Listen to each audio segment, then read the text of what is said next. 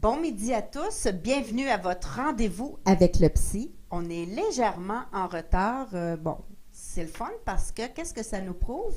C'est que vous êtes à l'écoute parce qu'on a reçu des messages qui nous disaient, êtes-vous là? Si tu congé, vous n'êtes pas là? Non, on est là. Donc, c'était juste une petite tactique pour voir si vous étiez à l'écoute.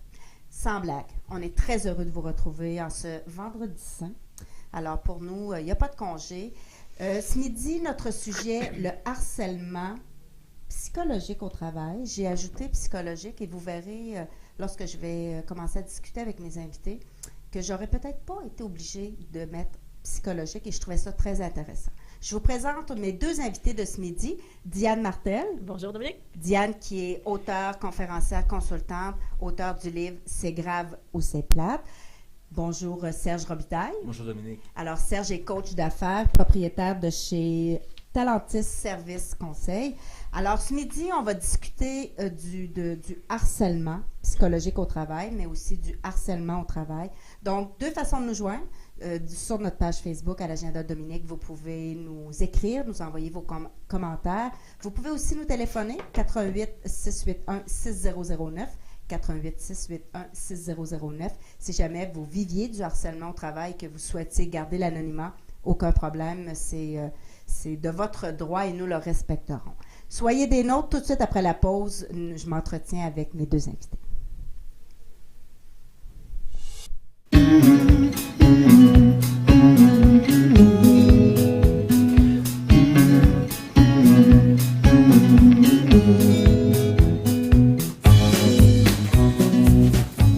Alors, de retour pour notre sujet qui a suscité quand même beaucoup d'intérêt sur les réseaux sociaux, notamment LinkedIn. En début d'émission, Diane, avant qu'on entre en ondes, tu me disais pourquoi avoir ajouté psychologique? J'aimerais ça que tu me racontes pourquoi. C'est un questionnement, là. Bonjour tout le monde. C'est un questionnement que j'ai parce que je me disais aussitôt que du harcèlement, comment ça peut ne pas jouer sur le psychologique. On parle d'harcèlement sexuel, on peut avoir différentes formes, mais je me disais, j'imagine que c'est toujours... ça devient psychologique ça à un moment devient donné. toujours un poids au niveau psychologique. Fait que c'est une question que je lance, là... Qui a allumé en moi quelques questions. Alors, je la lance. Je ne sais pas si on aura la réponse d'ici la fin. Toi, Serge, est-ce que, selon toi, parce que tu as quand même beaucoup d'expérience en matière de ressources humaines, travailler avec les employés, est-ce que tu crois que c'est nécessaire d'ajouter psychologique au harcèlement? Moi, je ne m'étais pas posé la question de la même manière que Diane, mais la manière dont la loi est écrite nous permet de camper les différents types de harcèlement qui existent. Donc, mais je ne m'étais jamais posé la question. Et puis, effectivement, je trouve que Diane a raison. Toute forme de harcèlement a un impact sur le psychologique, j'imagine. Mais moi, j'aimerais ça qu'on commence par dire aux gens, qu'est-ce que le harcèlement? Bon, mettons, psychologique au travail. C'est quoi concrètement? Là, quelqu'un qui nous écoute, puis qui a le goût de sacrer sa job-là, puis qui se remet en question, ou qui arrive chez eux le soir, puis qui en pleure, qu'est-ce qui fait qui est plus bien là? Donc, c'est quoi le harcèlement psychologique? Le harcèlement, d'après moi, peut prendre bien des formes, mais c'est un individu qui travaille puis qui se sent confronté à quelque chose. Ça peut être une personne qui lui fait des menaces, c'est plus évident, mais ça peut être une personne qui lui met de la pression d'une manière plus indue. Donc, à ce moment-là, au début, on ne s'en rend pas nécessairement compte, mais avec le temps, il y a une accumulation qui se fait, puis la fatigue s'installe et tout ça. Puis là, on se demande, mais pourquoi je suis là-dedans? Puis, toi, Diane, est-ce que tu avais quelque chose à ajouter sur c'est ça, c'est que c'est des demandes, c'est une pression, c'est incessant, ça continue, c'est... Monsieur Larousse, tantôt, on est allé voir dans le dictionnaire et c'est ce qu'on disait. Puis moi, je dirais que c'est une forme de pouvoir que tu exerces sur l'autre. Peu importe ton rôle, si on parle au travail, peu importe ton rôle, c'est que tu abuses d'un de tes pouvoirs sur une autre personne, puis c'est ta répétition, c'est des demandes, ça peut être fait innocemment, ça peut être fait candidement, mais c'est de la pression, c'est des demandes à répétition. On tape sur le clou, finalement. On lâche pas. Donc, ça peut être pour le bien de l'autre. Hein. On peut avoir une collègue qu'on aime, puis on peut lui dire, tu devrais faire ça, puis ça serait mieux pour toi, mais si l'autre n'est pas prêt, si l'autre ne veut pas ça, ben c'est du harcèlement. Donc, c'est pas toujours négatif au point de vue de celui qui le fait. C'est peut-être pas dans le but d'harceler, mais si l'autre le reçoit comme ça, à ce moment-là, il faut respecter ça. C'est ça, c'est la personne qui n'est pas respectée dans son individu, puis dans le rôle qu'elle joue au travail. Est-ce que vous considérez que le fait que, par exemple, 2 employés chuchotent quand un employé arrive ou ferment la porte pour parler, puissent se sentir victimes de harcèlement psychologique? Bien, c'est une forme d'exclusion, peut-être, effectivement, mais il y a peut-être place à l'interprétation, mais j'ai vu et entendu parler de cas similaires, là, donc des gens qui ne se sentent pas faire partie de l'équipe. Donc, on leur fait bien sentir qu'ils ne font pas partie de l'équipe. Puis, ça fait que ça en est une forme, d'après moi. Puis là, encore là, c'est de savoir harcèlement, puis on peut parler aussi d'intimidation, on peut parler de rejet, on peut parler de non-exclusion. Ça se peut que... Puis il y a des gens aussi qui se dissocient, là. Il y a des gens qui sont rejetés, puis il y a aussi des gens qui sont l'inconnu, puis il y a des gens qui veulent passer aussi à côté, qui ne veulent pas trop faire partie de la gang. Fait que là, il s'agit de voir aussi à quel niveau ça se situe, là. Parce qu'il y a une différence entre conflit et harcèlement. Oui. Ça peut être aussi quelqu'un qui veut dénoncer.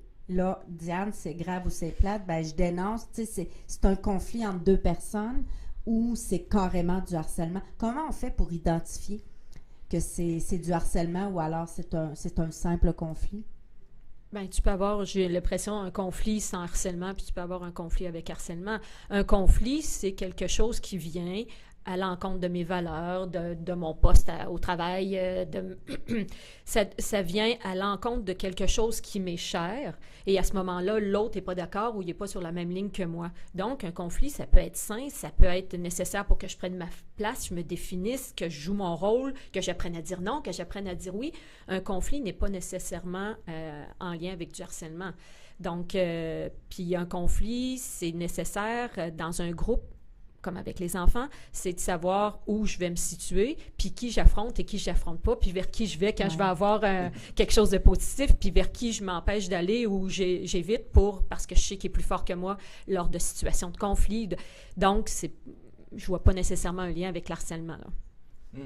Mais je suis d'accord aussi, parce que les conflits, mais effectivement, tu peux être pas d'accord, sergent. Ou ajouter. Je vais jouer l'avocat du diable. Bonifie, vas-y. Mais les conflits, ça peut reposer sur quelque chose d'anodin, là, mais une personne porte un bijou qui fait du bruit à journée longue, puis ça devient conflictuel pour l'atmosphère dans l'équipe. Donc, il n'y a pas nécessairement de harcèlement là-dedans, mais ça peut le devenir parce que la personne qui le porte, elle, c'est important, puis elle se trouve jugée. Mais ça peut être aussi d'autres aspects. Mais je pense que la distinction n'est pas si évidente que ça. C'est mince, mais il y en a une différence. Et quelqu'un qui nous écoute, qui vit ce genre de situation-là au travail, quelle est la première étape à faire? C'est quoi le premier geste qu'il doit poser? Bien, j'ai entendu Diane tout à l'heure. Mais moi, mon expérience, mes connaissances reposent beaucoup sur la loi. Oui. Donc, on dit que la personne qui est harcelée doit le dénoncer à son harceleur en premier. La première étape, c'est de le dire à son harceleur et de lui demander d'arrêter. Puis est-ce que ça j'imagine que le harceleur, lui, ça doit être, voyons donc, là, tu capotes pour rien. C'est quoi cette affaire-là? T'es donc ben momoune. Oui, j'imagine qu'il y a des commentaires comme ça. Là, les commentaires, je les ai jamais entendus en tant que tels, mais le harceleur ne se sent peut-être pas un harceleur. C'est ça le problème aussi.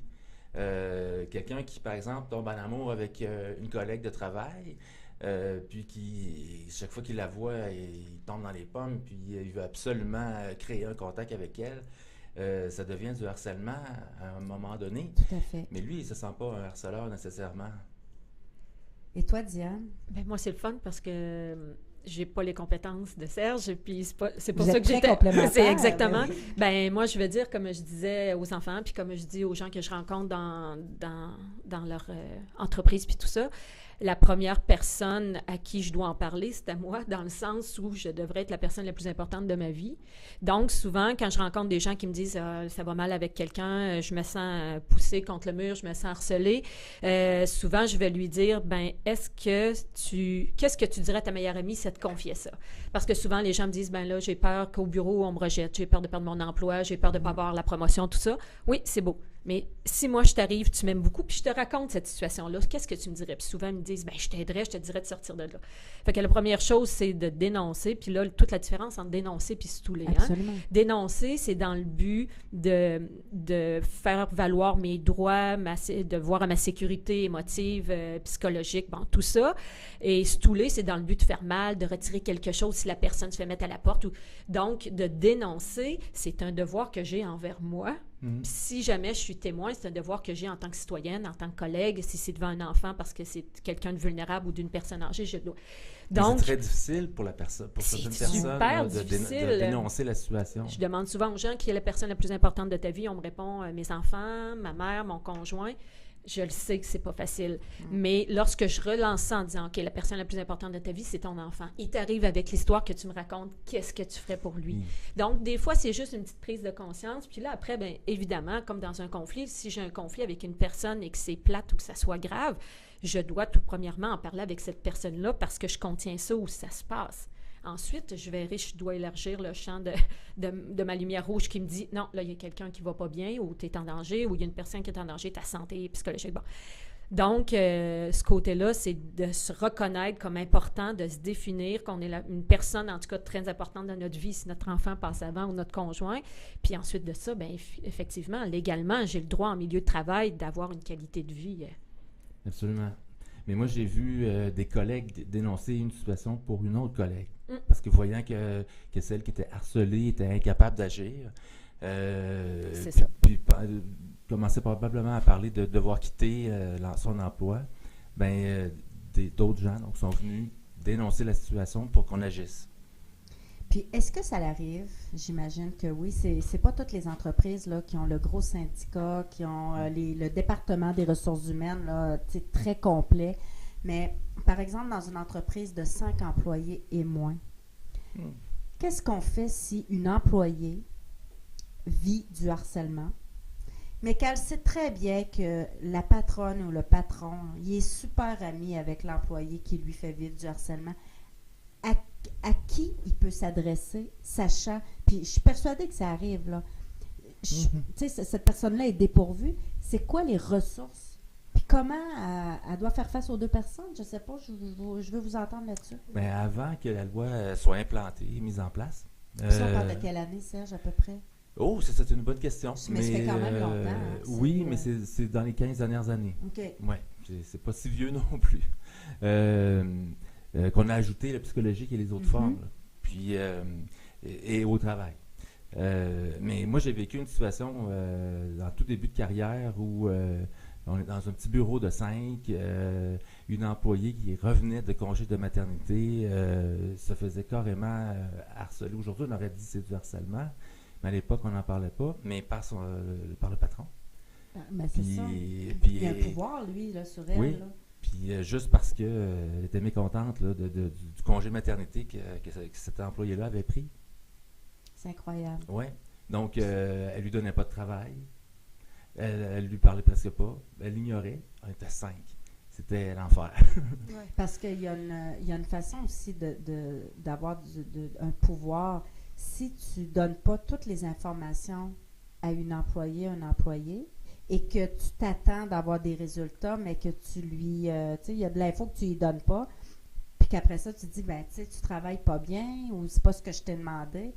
Mais encore là, c'est quoi les ressources pour cet employé-là qui, visiblement, là, tu sais, qui aille voir le patron, ou y a-tu un regroupement, y a-tu de l'aide, mis à part, là, j'imagine que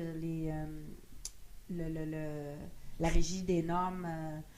Oui. du travail, mais sinon, y a-tu des trucs, y a-tu une façon de... Il y a l'étape 2 puis il y a l'étape 3. Okay. Puis, donc, une fois que le harcelé a dit à son harceleur, il lui a demandé d'arrêter et que ça ne fonctionne toujours pas, son choix après, c'est d'aller voir son supérieur. Donc, moi, je suis harcelé, j'en ai parlé à Diane d'arrêter, puis elle continue, fait que je vais aller voir Dominique pour lui dire Diane, continue de me harceler, ça dure depuis un certain temps, puis là, j'explique la chose. Mais des fois, on saute à l'étape 2, justement, parce que l'employé n'a pas été capable. Je me sentais pas confortable de parler à Diane.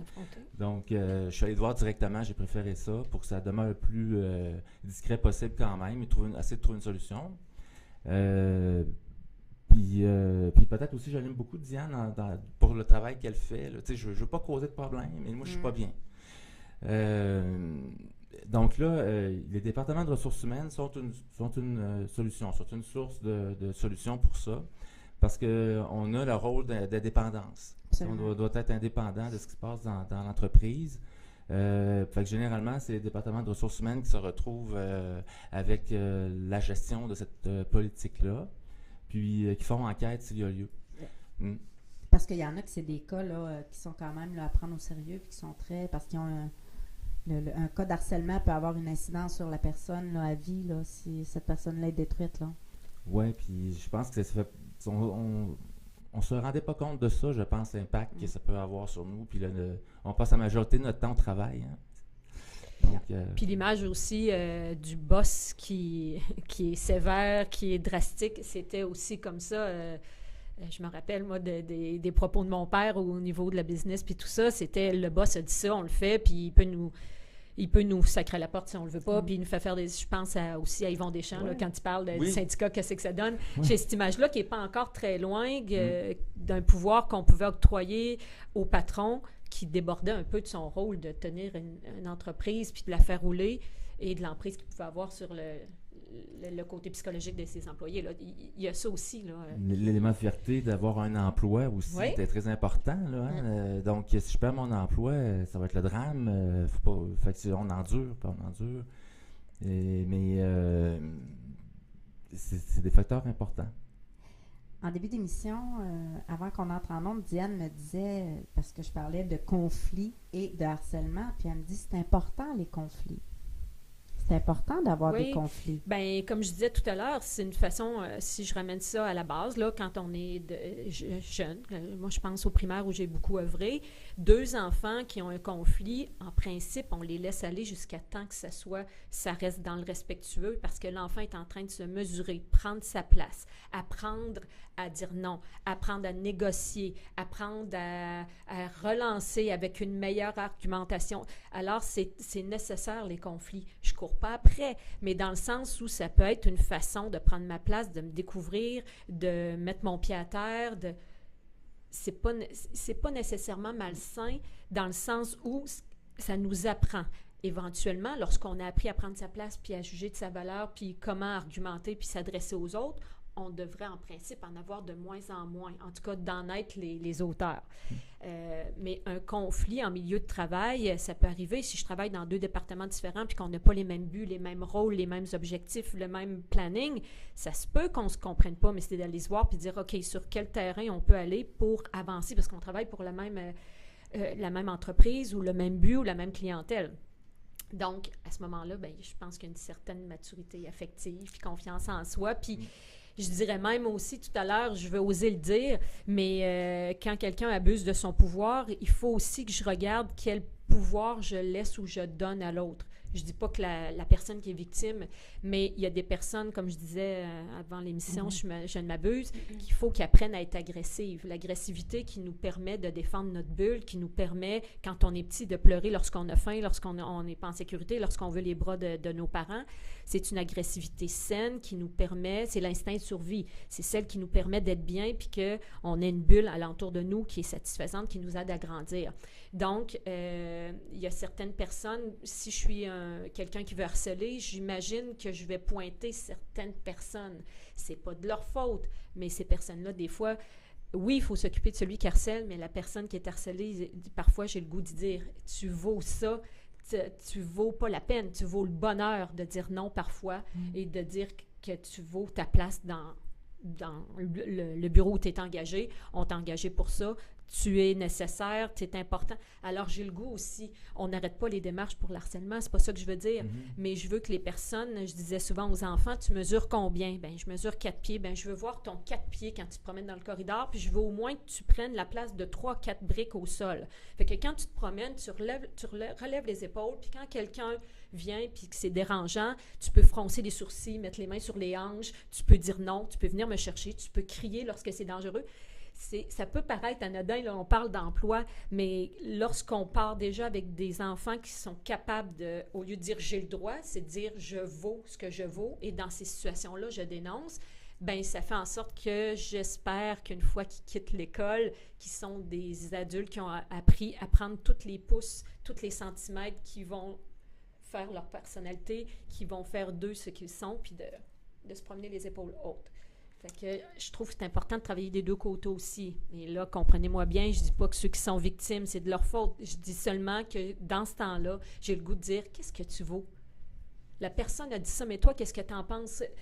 Mais je sais quand on se fait harceler que les épaules baissent physiquement et psychologiquement, là, je le comprends.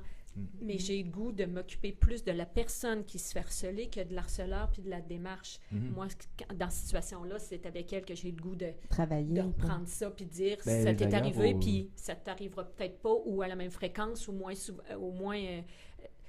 comprenez-vous ce que je veux dire? Je veux être bien clair. Oui, puis le harcelé est au cœur de la loi, est au cœur de la politique aussi. Là, c'est le centre de préoccupation. Mais des fois, le harcèlement, il est très planifié, très organisé. Ben oui. Il y a beaucoup de monde qui sont impliqués dans ça sans le savoir. Oui. Il y a des gens qui sont, moi j'appelle ça passer maître dans l'art d'eux. C'est une forme Ça existe. On ne d'intelligence. sont capables d'identifier les personnes il faut que tu sois organisé. Puis, en tout cas, quand on est conscient, là, il faut que tu sois organisé. Puis c'est l'art, je crois, de le faire sans que les gens qui sont impliqués, qui sont témoins, sachent qu'ils font partie de l'équation. Si je veux taquiner Dominique, puis je veux être sur son dos, bien, si je le fais toujours devant toi, je vais avoir un témoin qui va dire, bien là, Diane, t'exagères peut-être, ou qui va embarquer avec moi, puis on va être deux contre Dominique. Mais sinon, je vais raffiner en la taquinant une fois ici, une fois là-bas, devant d'autres personnes. Je vais me faufiler. Tu vas un mot avant d'entrer dans une réunion, tu dis, agace-la là-dessus. Oui, c'est ça. Donc, c'est une forme d'intelligence qui est peut-être pas... utilisée de la bonne manière. Oui, c'est ça. Encore là, c'est un pouvoir, parce que je n'attaquerai pas Dominique si je sais qu'elle est plus forte que moi sur ce terrain-là. Bon, en tout cas, en principe, ça, c'est un bon point. On choisit notre victime. En sachant pas si on va gagner ou pas. Là. Ouais. Absolument. Mais il y en a qui s'essayent. Certainement. Oui. Ça peut être intéressant d'essayer de trouver quelqu'un de ton niveau pour dire « Ah, j'ai battu quelqu'un qui était de mon niveau. » Est-ce que ça se voit dès l'entrevue? C'est-à-dire, est-ce qu'on a dès l'entrevue là, des gens qui engagent les personnes qui sont capables d'identifier, par exemple, cette personne-là, là, non, je peux pas, ça ne matchera pas avec son supérieur ou ça ne matchera pas avec telle personne. Est-ce qu'on est capable, dès l'entrevue, d'identifier des personnes qui, tu sais, le match parfait ou le fit parfait, là, on le sait que ça ne marchera jamais? Moi, j'appelle ça le pif du recruteur. OK. Et René Beaulieu n'aime pas m'entendre dire ça. Qui est René Beaulieu, René Beaulieu. c'est quelqu'un qui travaille en technique d'entrevue. C'est quelqu'un qui aide les gens à se préparer pour les entrevues, à préparer leur CV, à préparer leur recherche d'emploi. Puis, il est maintenant à son compte. Mais je l'ai connu à l'Université Laval lorsqu'il travaillait là. Puis, on se parle encore aujourd'hui. Et lui, son objectif, c'est d'établir des outils le plus clairement et objectivement possible. Mais récemment, il nous a posé une question, justement. Il dit, moi, je voudrais améliorer mes techniques d'entrevue, tout ça. J'ai à peu près lu tout ce qui existe là-dessus. J'ai à peu près suivi toutes les formations. Qu'est-ce qui vous manque, vous, les recruteurs? Puis moi, j'avais répondu, habituellement, je me fie sur mon pif, mais parfois, il me trompe. Donc, j'aimerais ça pouvoir déceler là, ceux que je ne devrais pas embaucher. Mais sinon, on le sent à l'entrevue. Moi, j'ai toujours eu un ressenti assez fort là-dessus, de dire hey, cette personne-là va être extraordinaire dans notre équipe. Puis parfois, mes recruteurs aussi là, avaient le même sentiment sur certaines candidatures qu'ils avaient. Puis on disait au supérieur, engage pas cette personne-là. Mais là, j'étais dans un milieu professionnel de travail, il y avait rareté de ressources. Puis où les CV étaient extrêmement importants. Il fallait qu'ils passent des critères de X, Y, Z. Donc, on a la personne qui passe ses critères, mais qui ne fitera peut-être pas dans l'organisation. On a un gros doute, en tout cas, qui repose sur notre pif, donc on n'est pas capable de l'expliquer mieux que ça. Absolument. Puis on l'embauche. Et on voit... Moi, j'ai pas été étonné de plusieurs situations qui sont arrivées, mais j'aurais pu le dire, peut-être pas clairement à l'entrevue, mais avec mon pif. Dans le fond, c'est ce qu'on dit aux gens qui vivent du harcèlement, c'est d'aller chercher de l'aide pour s'affirmer. Être en mesure de dire, comme tu disais, Diane, tantôt, moi, là, je sais ce que je vaux. Puis finalement, ben, ça se peut que je ne fitte pas dans cette équipe, dans cette équipe de travail-là, où ils n'ont pas les mêmes valeurs que moi, ils n'ont pas, mais pas de dire je suis pas bonne. Non, c'est juste que, comme moi, là, il y a des gens avec qui je suis pas capable de travailler. Puis c'est pas parce qu'ils sont pas bons, puis c'est pas parce que je suis pas bonne. C'est juste que ça ne fit pas. Côté humain, là, ça ne fit pas. Ben, c'est pas grave. C'est plate. Mais c'est pas grave. Moi, puis je sais aussi que quand tu te fais harceler, à un moment donné, tu commences à croire ce qu'on te dit. Absolument. C'est comme en éducation. On dit ce qu'on dit toi le plus souvent possible. À un moment donné, on disait tantôt, tu tapes sur le clou, ben... Donc, ça se peut qu'à un moment donné, je suis plus capable de me dire « Hey, je mesure 5 pieds 1 puis je prends ma place. » Je le comprends, là. Donc, peut-être l'importance, aussitôt qu'on est harcelé, c'est de dire « OK, là, c'est grave. » J'essaie le plus tôt possible d'aller voir la personne en premier, d'aller voir mon supérieur ou carrément de sortir de là. Je connais des gens qui se disent « Moi, je reste pas dans une situation où je suis pas bien, j'ai une vie à vivre. » Donc, encore une fois, la personne qui est victime, ça se peut qu'à un moment donné, elle soit plus capable de se dire « Je vaux ça, je vaux ça. » Fait que de là, l'importance, quand vous vous sentez dans une zone grave dans votre vie, santé, bien-être, sécurité, votre développement, ce que je répète tout le temps, c'est là qu'on devrait être en action-réaction. On réfléchit un peu, mais on devrait se dire, OK, là, quand je vais travailler, j'ai mal au cœur, je dors plus, je rentre dans une réunion, je me sens dépréciée ou j'ose plus parler, donc je fais plus mon travail. Donc, si je fais plus mon travail, on va me dire que je fais... Voyez-vous, tout ce qui en découle. Donc, aussitôt que c'est grave, je dois être en réaction et je suis la personne la plus importante de ma vie ou la deuxième. Bien, allez en parler à la personne la plus importante de votre vie, puis demandez-y donc, est-ce que je vaux des risées? Est-ce que je vaux une perte d'estime de moi, de valeur? Est-ce que je vaux des maux de cœur? Est-ce que je vaux... Puis la réponse va... Je sais que c'est pas facile, on a la réponse, je comprends, mais c'est pas une raison pour laisser aller. OK? Puis en plus, c'est peut-être, est-ce que je vaux le salaire? Oui. Est-ce que je vaux ce qui vient avec? C'est souvent une question, j'imagine que Serge, tu le vis souvent, tu sais, je peux pas perdre mon emploi. Oui, c'est ça. Financièrement, je peux pas quitter mon emploi, mais en tout cas, moi, pour en parler des fois avec certaines personnes qui en vivent, mais moi, je dis, OK, si on oublie le salaire, est-ce que tu es prêt à te rendre malade? Parce que si tu es malade, tu ne pourras plus travailler. Alors que si tu n'as plus de salaire, ben tu es en santé, tu peux te trouver autre chose. Tout ça, c'est logique, j'imagine, là, que c'est ce qui est difficile, parce que si le côté émotif n'embarquait pas, les gens diraient, ben non, je vais faire d'autres choses. Ouais. Fait que j'imagine que c'est là qui est difficile, tout le côté sentiment qui dépasse notre logique, là, j'imagine, qui prend le dessus. Oui, bien, en fait, parler donc ouvert sur les valeurs, puis c'est extrêmement important. Tu sais, moi, là, puis toi, on a à peu près le même âge. Donc, les trois. Dans les trois. Oui. On est donc, jeunes. dans notre Dans la génération, fin trentaine. dans la culture dans laquelle on a été élevé, ben, qu'est-ce qui était le plus important dans la vie? C'est de travailler. Absolument. Puis, on ne disait pas, t'es la personne la plus importante, c'est toi. C'est ça, j'ai jamais entendu ça quand j'étais jeune. Non. Puis, C'est vrai. j'exagère peut-être, là, mais C'était prétentieux. Oui. C'était prétentieux. Oui. Ouais. Puis, donc, mais aujourd'hui, c'est plus de ça qu'on parle. Aujourd'hui, on dit t'es la personne la plus importante. Faut que tu trouves une organisation où les valeurs ressemblent aux tiennes. Wow! Puis, tu travailles plus sur tes faiblesses, là. Travaille sur tes forces. Hey, ouais. Moi, je recommence ma vie. Puis, mais donc, c'est l'estime de soi qui est atteinte beaucoup dans le harcèlement. Ce qui fait que tu te remets en question continuellement parce que là, tu dis j'ai un problème, mais j'ai un problème. Ouais, Tu n'es pas nécessairement toujours capable de dire que c'est le harceleur qui est un problème. Parce que c'est toi, tu regardes. tu viens à croire ce que tu entends. Oui, absolument. effectivement. Ouais, c'est ça.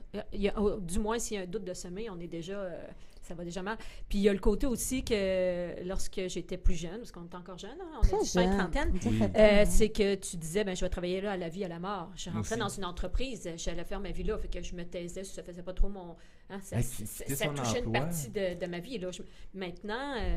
Quitter son emploi ou perdre son emploi sans en avoir un autre, C'est ça. c'est une autre affaire qui te fait perdre l'estime de soi, s'il vous plaît, dans ta Ouais. famille, Puis, dans ton de le dire aux entourage, gens, oui. c'est ça. Et souvent, une personne qui va décider de quitter son emploi pour, à cause du harcèlement au travail, est-ce que dans un CV, est-ce qu'on en parle? Parce que c'est pas très bien vu. Tu sais, juste de consulter un psychologue, là, on sait qu'au plan des ressources humaines, souvent, on est jugé parce qu'on a un problème, alors que... Oui, là, ça peut peut-être dépendre du système de valeurs, effectivement, de chacun. Moi, j'ai pas à savoir que la personne consulte un psychologue ou a consulté dans le passé un psychologue. Puis si, à moi, elle en parlait, je trouverais ça super sain. J'ai aucun problème avec ça. Mais la seule manière de le voir, c'est si peut-être la situation de harcèlement que la personne a vécue l'a amené à quitter ou à perdre son emploi, puis qu'il y a un trou dans son CV. Là, quand il y a un trou dans le CV, on questionne. OK. Mais à part de ça, c'est pas si facile de le savoir. Puis j'aurais envie de dire que la personne qui a été qui arrive comme ça à l'entrevue puis qui s'ouvre là-dessus va peut-être se faire passer pour le harceler alors qu'elle était le harceleur. Ben, écoute, il y en a qui sont bons là-dedans. Moi, là, j'ai ce qui me vient en tête, puis je trouve ça bien qu'on utilise les téléromans pour passer des messages comme ça. Le téléroman O, pour ne pas le nommer. Oui. Il y a une vice-présidente chez O, là. Moi, je suis pas capable, là. Est-ce que tu écoutes le C'est que téléroman? c'est Je Celle? suis plus capable d'écouter la série. Écoute, elle, là, c'est que c'est la VP marketing, mais visiblement, elle n'a aucune espèce de connaissance en marketing. Il y avait une fille qui travaillait là, et elle est vraiment sous son emprise, là. Elle a même quitté en congé de maladie, mais elle est vraiment sous son emprise. Puis c'est écoute, c'est beau le document que vous nous avez présenté. Merci, j'ai travaillé vraiment fort, alors que c'est tout l'autre qui a fait. Tu sais, on est en retard. Ben, c'est Maggie, là. Maggie, elle n'a pas eu le temps.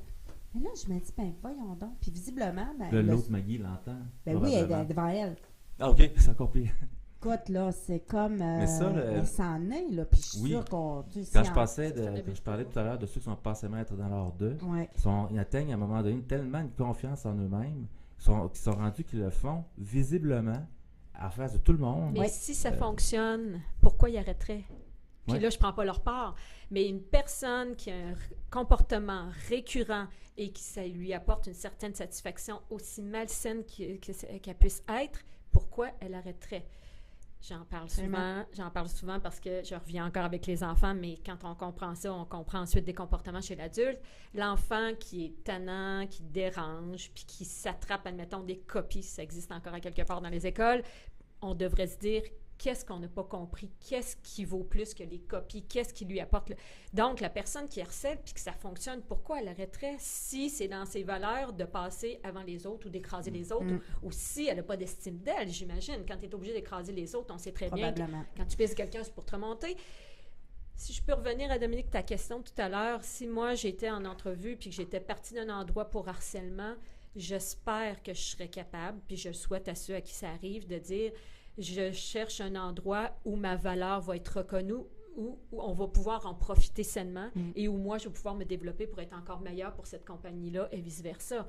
Fait que moi, si je suis un employeur et que j'entends quelqu'un qui me dit j'ai même pas besoin de dire j'ai quitté, là je joue encore sur les mots, tu me connais, c'est pas besoin que j'ai quitté une autre entreprise. Je suis à la recherche d'un endroit où je vais pouvoir m'épanouir professionnellement. Comprends-tu? Absolument. Fait que moi, être employeur, qu'elle a été harcelée, que le patron ne la payait pas assez, qu'elle n'était pas reconnue, qu'elle n'avait pas assez de congés, je cherche un endroit où je vais être bien et où vous allez pouvoir profiter de mes compétences.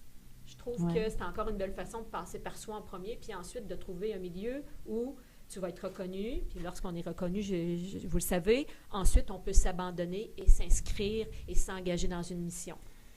La confiance. Quand tu travailles dans un milieu où la confiance est la première chose que tu ressens. La reconnaissance de l'humain en premier, puis ensuite tes compétences pour lesquelles on t'a engagé, là, c'est sûr que ça va de soi. Là. Mais encore Tu une peux fois... tellement gravir des montagnes dans un climat de travail comme ça. Ouais. Puis j'imagine que les gens qui ont pas qui ont pas le soutien nécessaire pour dire là, moi là je me tiens, puis c'est de tout simplement parler avec son supérieur puis dire ben écoute, utiliser le je puis dire ben moi je suis plus bien ici. Tu sais, sans... Puis Peut-être tu me permets, dans les organisations, là, ça dépend de la taille de l'organisation, évidemment, là, mais la personne qui est harcelée peut aller se chercher de l'aide. Là.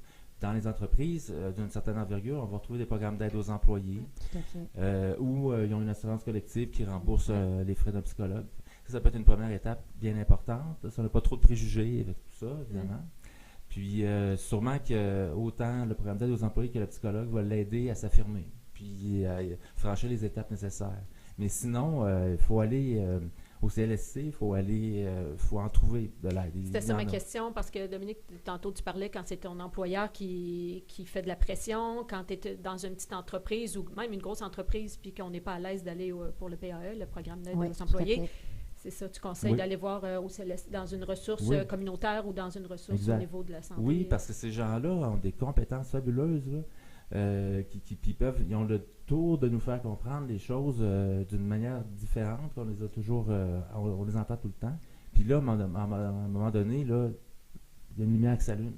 Puis on se dit, c'est vrai, là, il se passe quelque chose là, puis qu'elle soit bonne ou mauvaise, cette personne-là, moi, je suis pas bien là-dedans. Oui, c'est ça, parce qu'on travaille sur soi. Hein. Ouais. L'autre qui est harceleur, s'il tire son profit puis un pouvoir, ça va être des énergies, je vais appeler gaspiller. Je suis mieux d'investir sur les miennes, j'ai l'impression. Ben oui, moi, je suis la personne la plus importante. J'ai aucun regret, mais quand je regarde ça aujourd'hui, là, je tolérerais plus du tout un emploi où je sens le moindrement qu'on ne me respecte pas, qu'on n'a pas confiance en moi, puis que j'ai pas un minimum de reconnaissance. Tu vois, même ça, je suis prêt à...